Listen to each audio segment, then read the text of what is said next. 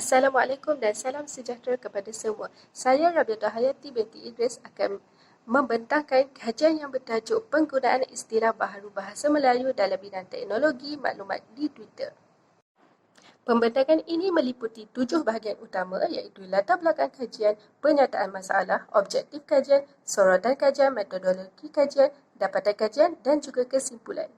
Mutakhir ini, penggunaan istilah-istilah bahasa asing digunakan secara meluas oleh masyarakat khususnya dalam media sosial. Kurang pendedahan terhadap kewujudan istilah baharu bahasa Melayu dalam pelbagai bidang merupakan salah satu faktor masyarakat terus menggunakan bahasa asing. Dalam usaha memartabatkan penggunaan bahasa Melayu ke seantero dunia, perkara sebegini perlu dibendung supaya penggunaan istilah dalam bahasa Melayu ini terus digunakan sehingga tiada lagi rasa janggal atau malu untuk dituturkan maupun diaplikasikan ke dalam media sosial. Penggunaan bahasa asing yang meluas ditambah pula dengan kemajuan teknologi yang semakin canggih sikit sebanyak menjejaskan bahasa Melayu dalam kalangan masyarakat. Misalnya, masyarakat lebih gemar menggunakan istilah bahasa Inggeris seperti selfie berbanding swafoto. Netizen pada tahun 2018 berpendapat bahawa antara faktor remaja tidak menguasai kosakata bahasa Melayu disebabkan soal prestij yang menjadikan segelintir masyarakat malu bertutur menggunakan bahasa Melayu. Sementara itu, Nurul Khairin dan Hasnah pada tahun 2013 berpandangan bahawa remaja kini terdedah kepada dunia globalisasi yang menuntut kemodenan dan kemajuan namun jauh sekali dalam memartabatkan bahasa Melayu sebagai bahasa kebangsaan. Berkenaan aplikasi Twitter pula, Nofazira Hamid dan Adnan Pichan pada tahun 2022 menyatakan bahawa pelajar gemar menggunakan laman media sosial seperti Twitter untuk pelbagai tujuan dan berkongsi semua perkara kerana mereka selesa dalam melakukan perkongsian tersebut.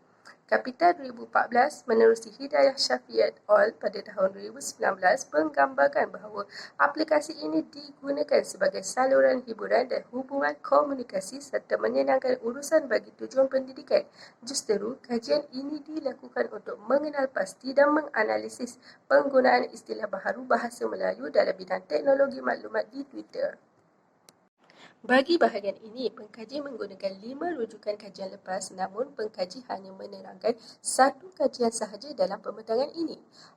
Harishan Razi dan Nurul Husna Abdul Halim pada tahun 2018 membuat kajian berkenaan tahap pengetahuan istilah teknologi maklumat dalam kalangan pelajar Universiti Analisis Sosiokognitif yang bertujuan untuk mengukur tahap pengetahuan pelajar tahun 3 Pusat Penyelidikan Kelestarian Sains Bahasa terhadap istilah teknologi maklumat dan juga bagi menerangkan tahap pengetahuan istilah teknologi maklumat berasaskan pendekatan sosiokognitif.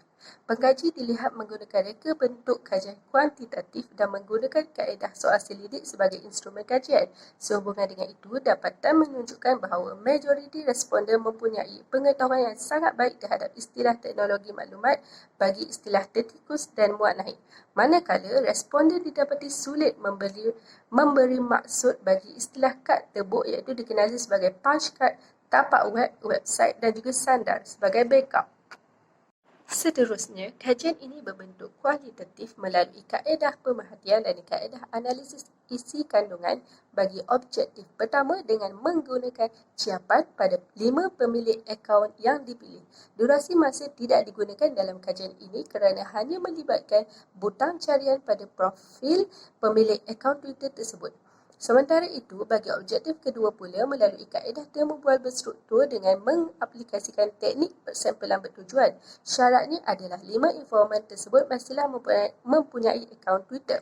Dan bagi pendekatan yang digunakan berbeza dengan pendekatan yang terdahulu yang terdapat dalam sorotan kajian kerana pengkaji menggunakan pendekatan pincam terjemah yang berlandaskan 3 teknik yang tertera pada skrin.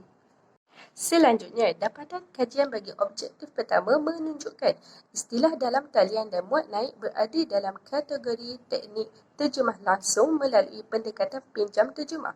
Berdasarkan 5 pengguna Twitter yang dipilih, sebanyak 54 kali bagi penggunaan istilah muat naik dan 35 kali bagi istilah dalam talian pada jawapan mereka di Twitter. Seterusnya, istilah terbanyak yang tergolong dalam teknik penciptaan kata baharu adalah istilah tular, iaitu sebanyak 66 kali, diikuti dengan istilah swafoto 16 kali dan istilah sohor kini, iaitu hanya sebanyak 9 kali. Kemudian, bagi istilah berbenam pula yang lazimnya sangat sinonim dengan aplikasi Twitter dan istilah ini merupakan yang paling banyak penggunaannya pada jawapan di Twitter, iaitu sebanyak 149 kali. Selanjutnya, objektif kedua mendapati bahawa 5 informan terdiri daripada 4 perempuan dan seorang lelaki. Rata-rata informan mengetahui kewujudan istilah baharu bahasa Melayu dalam bidang teknologi maklumat di Twitter, namun mereka tidak mempraktikkan penggunaan tersebut di aplikasi Twitter maupun di media sosial lain. Dapatan mendapati bahawa salah seorang daripada informan mengatakan beliau sering menggunakan istilah baharu bahasa Melayu ke dalam pertuturan tetapi bukan dalam penulisan di media sosial.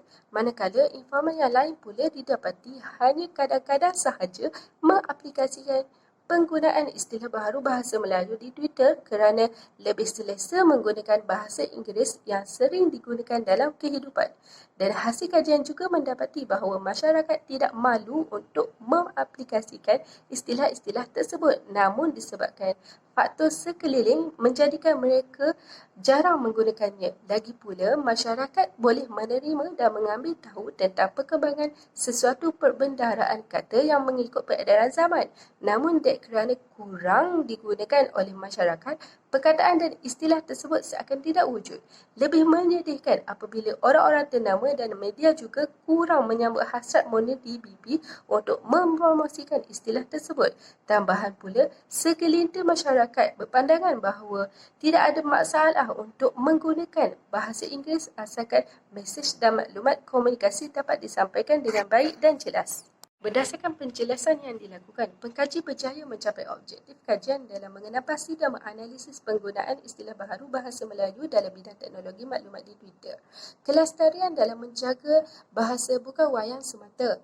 Bahkan, perkara ini merupakan satu warisan yang ditinggalkan untuk generasi akan datang.